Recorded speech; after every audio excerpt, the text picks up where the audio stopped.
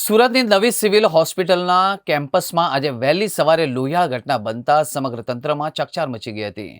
Nursing council of ઇન્ડિયાના ઉપપ્રમુખ અને જાણીતા સેવાભાવી અગ્રણી ઇકબાલ કડીવાલા પર એક માથાભારે ઇસમે ચપ્પુ અને ઢીકમુક્કી વડે હુમલો કર્યો હતો. જોકે સદનસીબે ઇકબાલભાઈનો આબાદ બચાવ થયો હતો અને હુમલાખોરને ટૂંક સમયમાં ઝડપી પાડવામાં આવ્યો હતો.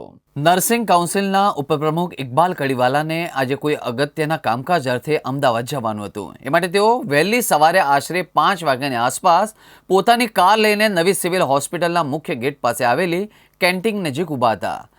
તેઓ મુસાફરોની તૈયારીમાં હતા જ ત્યારે અચાનક જ ચેતન સોલંકી નામનો શખ્સ ત્યાં ઘસી આવ્યો અને કાંઈ પણ સમજાય એ પહેલાં ચેતને ઇકબાલભાઈ પર હુમલો કરવાનું શરૂ કરી દીધું. હુમલાખોરે તેમના ચહેરા પર આડેધડ ઢીક્કા મૂકીનો માર માર્યો અને ત્યારબાદ ખિસ્સામાંથી ચપ્પુ કાઢીને જીવલેણ ઘા કરવાની કોશિશ પણ કરી હતી. અચાનક થયેલા હુમલાથી ઇકબાલભાઈ પણ વિચલિત થઈ ગયા, પરંતુ તેમણે સમય સૂચકતા વાપરી બચાવ કરતા ચપ્પુનો ઘા વાગતા રહી ગયો હતો. હુમલો કરીને ભાગી ગયેલા ચેતન સોલંકીને પીછો કરવામાં આવ્યો અને ગણતરીના જ મિનિટોમાં તેને મજૂરા ગેટ નજીકથી લોકોની મદદથી ઝડપી લેવામાં આવ્યો હતો. તો બીજી તરફ ઇકબાલ કડીવાલાને તાત્કાલિક સારવાર માટે ટ્રોમા સેન્ટરમાં ખસેડવામાં આવ્યા હતા.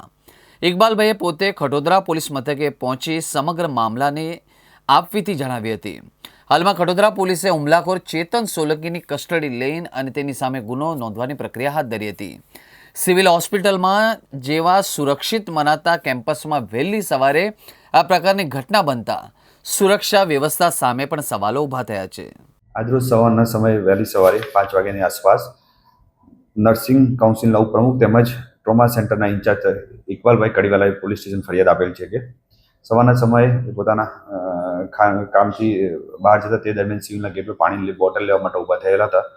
તે દરમિયાન અગાઉ કોન્ટ્રાક્ટ ડ્રાઈવર તરીકે નોકરી કરતા ચેતન નટુ સોલંકીએ તેમના ઉપર લાકડી અને ચપ્પુ લઈને હુમલો કરેલ અને ગાડીમાંથી પર્સ અને બીજો સામાન લૂંટી લીધેલ બાબતની હકીકત જણાવતા પોલીસે ગુનો દાખલ કરી અને આગળની તપાસ ચાલુ કરી છે. કારણ શું છે સર? જે આ ગુનાનો આરોપી છે ચેતન નટુ સોલંકી અગાઉ સિવિલમાં કોન્ટ્રાક્ટ ડ્રાઈવર તરીકે નોકરી કરતો હતો અને તેમજ આ કામના ફરિયાદીને ઓળખતા હોય છે.